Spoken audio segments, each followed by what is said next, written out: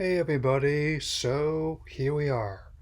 The final video of this Pokémon series for the year 2021. As 25th anniversary, he he gives way to at least Pokemon Legends Arceus and the in-development 9th generation franchise. I thought I would wrap up what I've done here in some of the little bow, oh, and transitioning to also have a prelude of what am I talking about in the series next, so definitely something like a celebration of the series so far and what is to come. And given how this year wasn't quite as. I would say this. Much like the year overall, it shows how we've come since within the past and how far we can go. So let's get started.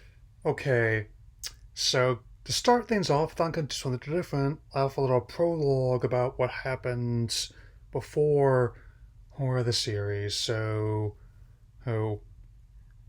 and the best way to start would be with the main creative force behind it and the early conception of before it even became what we know today.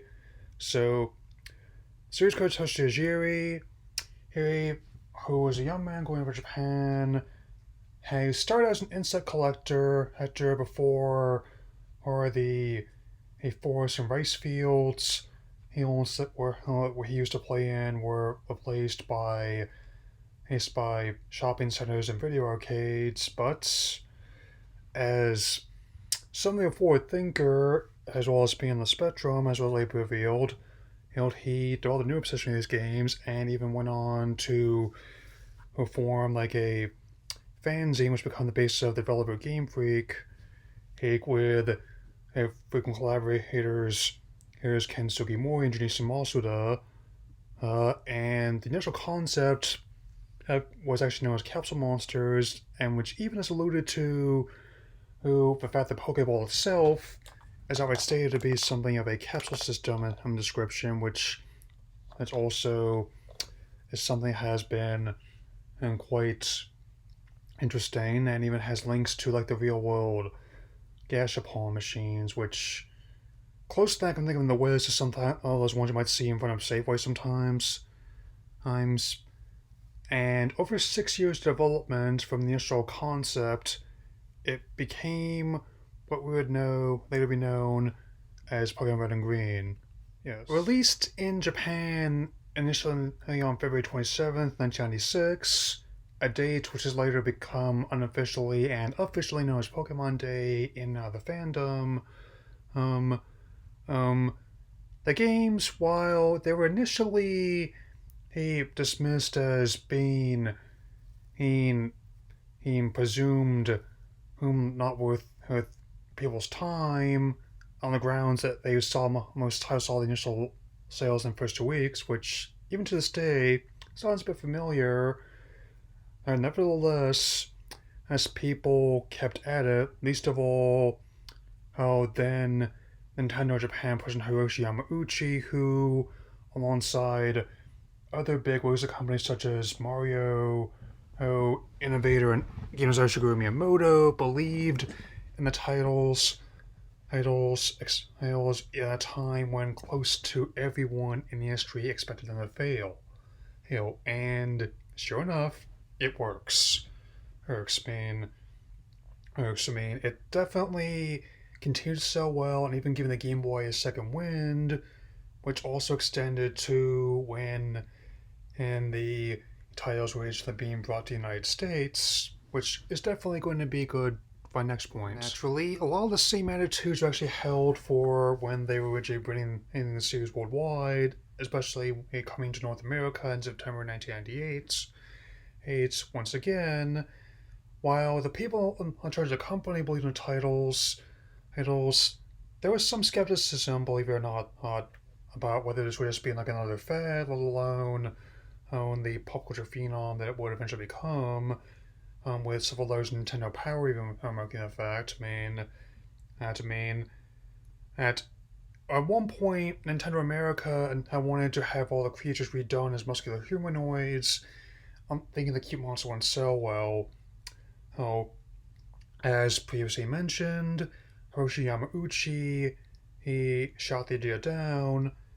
Similarly, they also tried to redesign Pikachu as more of a a furry feline, which they compared to with something from Cats. Insert Taylor Swift and CGI cat for here, and here, and that also was thankfully rejected. And good thing too, given how now you can find Pikachu and everything from McDonald's premiums to even like a $25,000 or crystal statue, who I think was the right decision. Which, given how there were, of course, merchandise driven phenomena throughout the 80s, but nothing on the order of magnitude kind of Pokemon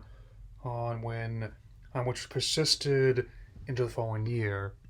By the year 1999, as one of the many bits of pop culture helped signal the end of the 90s and beginning of the millennium, along with other monster collecting RPGs and franchises that were brought to the States in response to Pokemon's success, of course. It was a full-blown phenomenon consisting of video games and as a highly successful anime series and a trading card game, all three of which are still in existence today, and still remain something of a fixture among children in our heart to this day.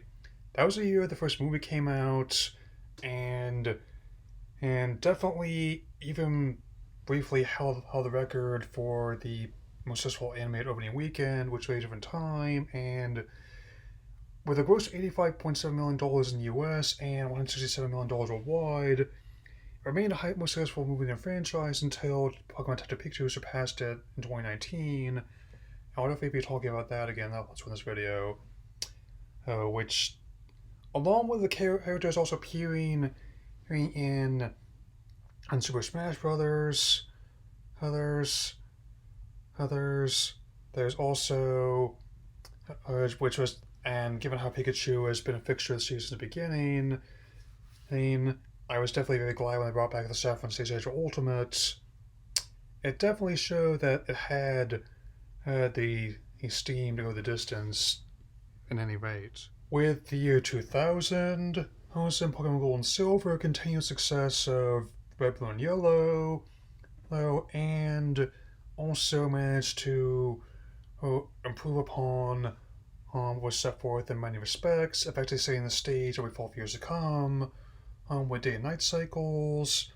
As in the case of Crystal, the first female protagonist that was playable in the franchise, and one impressive feat that after going through the Johto region, and you could actually go back to the Kanto region in order to complete the full game, which, even with limitation of time, was a feat that might have been possible were it not for the efforts of a once Satoru Iwata, who was another figure who believed in the franchise in his early days, and having experience working at HAL Laboratories, he's eventually replacing Yamauchi as the president of Nintendo Japan in the year 2002, and sure enough, they're definitely set a standard for the franchise, which placed him on his best entries.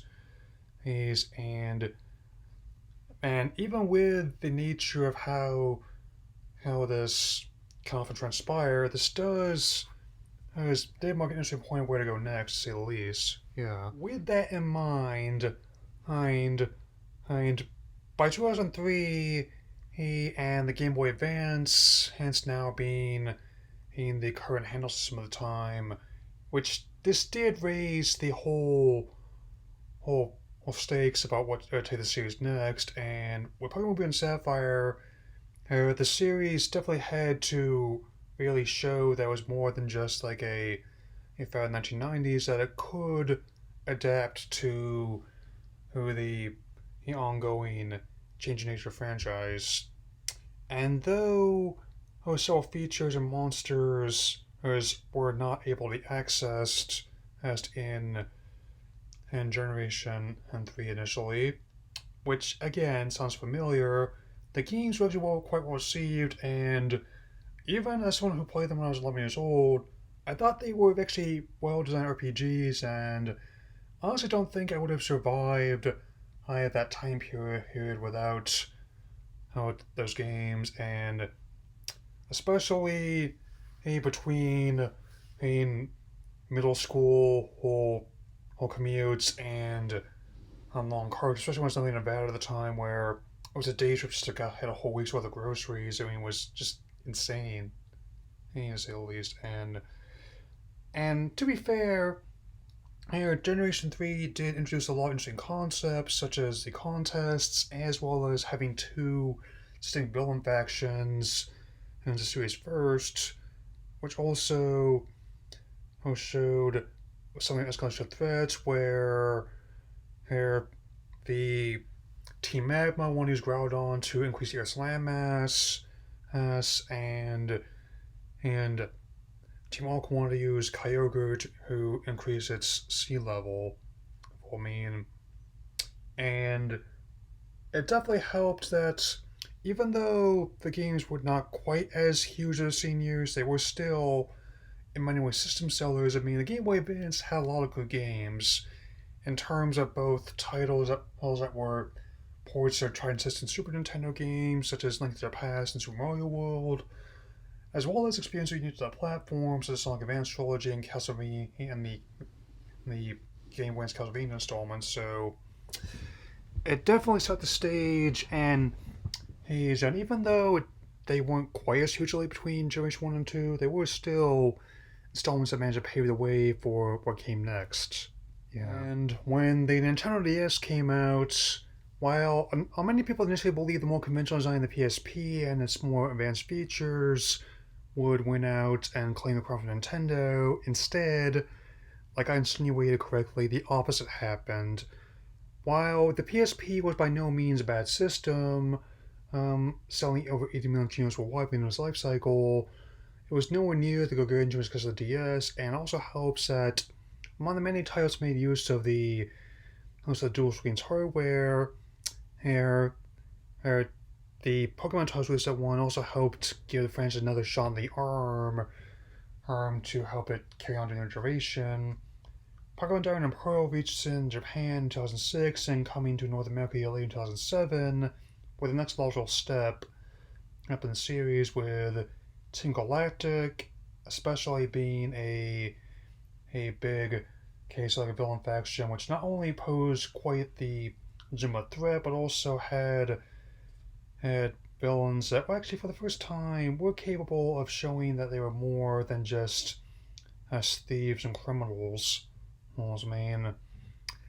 And which definitely became quite key for the next version of the game, which is definitely very important to me. Yeah. Alright, so. And the third version, Pokemon Platinum, released in the year 2009 in the US. And it's definitely I can credit not only this installment, but this entire fourth generation series getting back in the franchise as a teenager, and I've stayed there in some capacity ever since. And it really helps that it took all the things that worked the best about the previous installments and made them better. And I don't think it was necessary for the more recent ones, I will get to those in a moment, to copy its features, but I definitely will say that that it definitely helped me get out of that 6-year break I took with the series, and which will definitely be key to talk about when I look into what else transpired in that time frame. Yes. Well, I don't know about quote-unquote killing the franchise. The quality of Generation 5 is definitely not something I can possibly overstate, and even as I plan to do more videos on them in the near future, like, they introduced a lot of conventions that are being used, and as the last main titles of the 2D era of the series, they were great ones to go out on, if I may be totally honest. I don't know how a potential remake would go, but on that note, they definitely helps that also introduce some of my favorite antagonists in the series in terms of N and I'm sorry, fellas. Simply telling Gets you first is never stopped anyone like him, and never will, man. Also, but with that in mind, even despite the claims of it being, in quote unquote, the lowest selling install in the series, given how they were transitioning to 3DS, I didn't have one at the time. I'd have to address the next stanza. They still sold between the first elements as well as their sequels, almost the following year in the series first a combined 22 million units.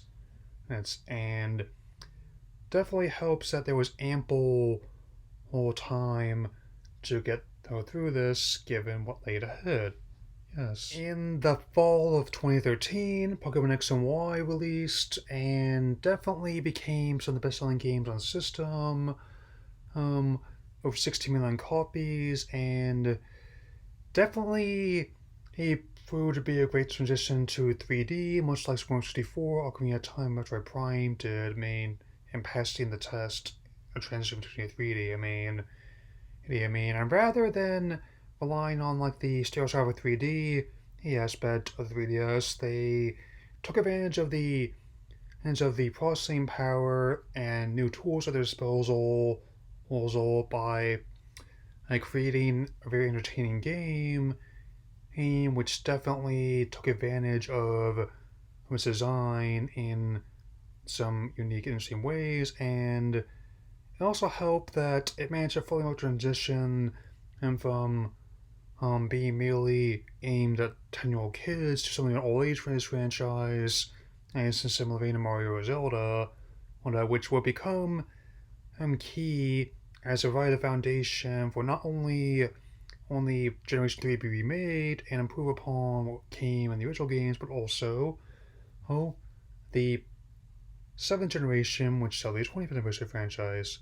Yeah. So, the years 2016, 2017 were, in a word, turbulent. And again, I'm not sure I've gotten through them, I wasn't a fan of the series, but my 20th anniversary in 2016 and the following year here definitely presented some of the most unique games since the 5th generation in the forms of Pokemon Sun and Moon, as well as their follow-ups with Ultra Sun and Moon, which, again, feature multiple villain factions and a new gameplay structure, which, rather than the usual gym challenge taking place in Lola region archipelago of islands, you have the island trial system, which is actually a pretty unique little approach. It's basically involving solving puzzles, fighting totem monsters, and also all these dungeons, and also hopes that the two distinct villain factions between the two games were also among our favorite ones in terms of both Guzma, who leads Team Skull, based on a mixture of Japanese Yankee archetypes as well as more American street thugs, and the Aether Foundation, and the Lusamine, who, depending on the version you're playing, is emotionally abusive, which point there's been a lot of allusions to both Mother Gothel from Tangled, and for even more extreme cases like Gil Kiyuan from Kill la Kill, and with Lily being kind of like the Satsuki or Rapunzel depending on context, and with Gladion, I suppose, being kind of like a spear version of Ryoko Matoi, in many ways. So, and I definitely liked all the design what they did, and also the attention to detail. I also have been, even visiting in Hawaii, I've actually seen like, oh, this is what inspired certain aspects, and oh yes, the multiple sauce will be as tasty as How suggests. I like how chill How is in many ways, and how laid back he is compared to other rivals who I can sort of describe as basically if Lucas wasn't more powerful than the Wizard. And I also liked how Ultraman respects like how Mario Galaxy 2 is to the first Mario Galaxy, something retelling of the only of the first game with new elements such as different scenarios playing out, and also monsters unique to those versions, and also the whole Rainbow Rocket episode I rather enjoyed, being something like a Legion of Doom of the previous ones. I didn't realize this at the time, but now in hindsight, the layout of when they take over either Paradise is similar to how when they took over Surf Tower, which is definitely some of my favorite kinds of Easter eggs, the subtle ones. And as it's been noted, this generation was the last one, the main series being on a pure handheld console, as the Nintendo Switch is released in 2017. And virtually guaranteed that the series will be transitioning towards that system, which I think would be nice to address now. So, after the previous year's Pokémon Tournament DX spin-off, the November 2018 saw the first main series titles release on the Switch, which were something of remakes of Pokemon on Yellow, which is definitely a definitive version of the original games with Pokemon Go, Pikachu, and Eevee, and I definitely think it made sense to me, given how, in many respects, Eevee is kind of something that what I like to call like a secondary mascot, like how it is possible for a company to have more than one mascot, like how even since for console generation, like how Sony, like PS1 had World Crash and Spyro, PS2 you had Jack as well as Ratchet and shit, and so on and so forth. And while initially the motion control captures and streamlined gameplay influenced by the Pokemon Go mobile game, which is another big title that definitely helped give the series a shot in the arm, it still sold well over 10 million copies in its first year alone, with it having sold over 2 million combined to date worldwide. And even though some people have mixed feelings towards it, honestly, I think it made the most sense to approach it this way. I think it's the ideal way for people who are newcomers to the series, as well as kids who start on the series, as well as for people like me who want to relive their favorite experiences, and especially given how the next full-on 8th generation of the series was definitely going to be one to remember for one reason or another. So, Pokemon Sword and Shield were definitely ones to remember in many respects, and while the initial Furor was almost like Wind Waker level, also contentious. As social mind claimed that it'd be like the special editions of Star Wars, but based on the way he was behaving at the time and still is, it's been 2 years. I think it's time to just let it go, because it seems like he was more like behaving like it was The Last Jedi, in the sense that it was definitely something like a lot of people loved it, a lot of people who did not, incidentally for a lot of the same reasons. As you might imagine, I definitely fall in the love camp, and having logged well over 500 hours combined into both these titles, since I picked them up. And if anything, I think the uproar actually may have gotten a lot more people to take notice who were completely new to it and completely unaware of the proceedings. May have just picked up the Switch and going, what's that game everyone's talking about?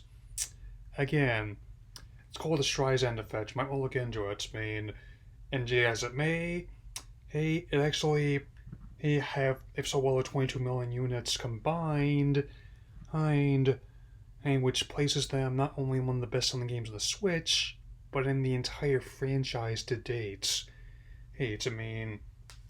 So even though some people are skeptical, depending on how much longer the Switch as a brand lasts, I submit it's going towards them even further as a lofty yet plausible goal, especially what I had to talk about in the next stanza. Yeah. And in a further example of this generation shaking up the old conventions in interesting ways, rather than like a third version, direct sequel, ultra version, they decided to do something a little different, as the first ever DLC expansion to the main series released is in the form of a two-part one or two chapters which were released in June and October last year, respectively. The Isle of Armor and the Crown Tundra, which, given this current situation, is another one's helping me through, which has definitely been interesting. Like how, like the Isle of Armor is based on the real world Isle of Man and off the coast of England, which definitely he had some of the martial arts inspired her story, and still an interesting idea that the entire island is basically one big wild area. I mean, yeah, and even that concept definitely shows they're expanding more and more. And the Crown Tundra is more frozen mountainous territory, which is based on Scotland, and also really like the whole concept of Calyrex resembling like a regal king, and also the Triforce symbols on its neck, and also how speaking through peony, yeah, and much like how I did, like getting like the Splatoon 2 auto expansion as well as like these both Super Smash Fire passes before I even found out who was going to be joining the fight. The day they announced these ones and opened up, I opted in, as if to say, Armor Tundra Multipass. So, and naturally, given how I mentioned how beloved Sinnoh was and how I still love it, this naturally meant and something would be very big for the 25th anniversary and for the future series as well. Yeah. And even though initially there was a bit of furor and her and but now that they finally come out, I can definitely say that I've logged about 40 hours into them combined, that Burnt Out and Shining Pearl are worthy remakes of the originals, and didn't go in expecting like a full on modern original platinum. I think the visual design didn't really have much impact on the actual sales, given how they're still shattering records as this year eventually makes over 2022, and I definitely think there was at least a method to that, and I still submit that stylized designs have their value, and more realistic graphics have actually not equal better game. I mean, given how the best-selling only game across all platforms is currently Minecraft, need I say more? I mean, suffice to say, hey, I'm also liking how Legends Arceus is going to be shaped as a prequel. Oh, and even though I was skeptical about Ilka handling this one, it's clear that even though Game Freak's mostly occupied Legends Arceus, they definitely kept a close watch over the mix. Didn't go too far in her and trying to change stuff. This definitely was the intended direction. There wasn't any messing around. Like they changed what they needed to for more modern players who might not have been familiar with the original games, or people like me who haven't played the originals in a while. They won't develop like Roshu games after all, so yeah. And as you can tell by the Gokaiju reference I put in this heading for what's coming next in the series as opposed to the future is in the past. Yeah.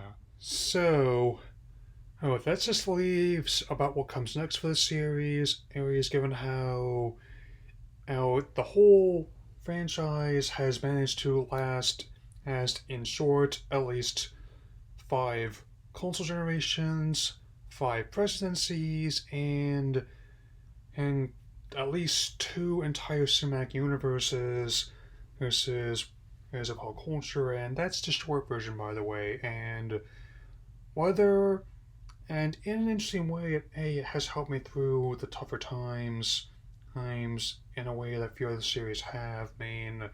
Whether it means like a world-changing event, and or the loss of a loved one, and it's definitely been and one that is indeed capable of changing and growing in ways that have yet to be truly imagined. And I definitely know that it's basically the ideal he'll path to walk, mean both the line of past tradition and future innovation, much like the a crossroads in which it was originally conceived.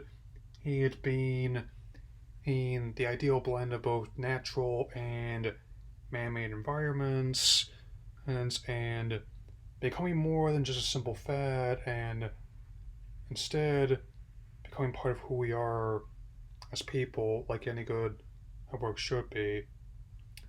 So, and with Legends Arceus is coming, this January, as well as the ninth generation of the franchise in development and being kept under pretty tight wraps. I'm eager to see where it goes next. Because this is still 25 years without a single objectively bad making game in my book. That's something Tomb Raider couldn't even manage, Edge and they around me, which, and if you're skeptical, well, what's happened next? I'm not gonna hold against you, but if you're with me on this, you know where to find me. Hey, me. So, if you're in the latter camp, come with me. The time is right. There's no better team. Arm in arm. We'll win that fight. It's always been our dream. Pokemon. That'll be all for now. I will see you tomorrow in my last Pokemon Legends Arceus Countdown video of 2022. Before 2022. Take care, everyone.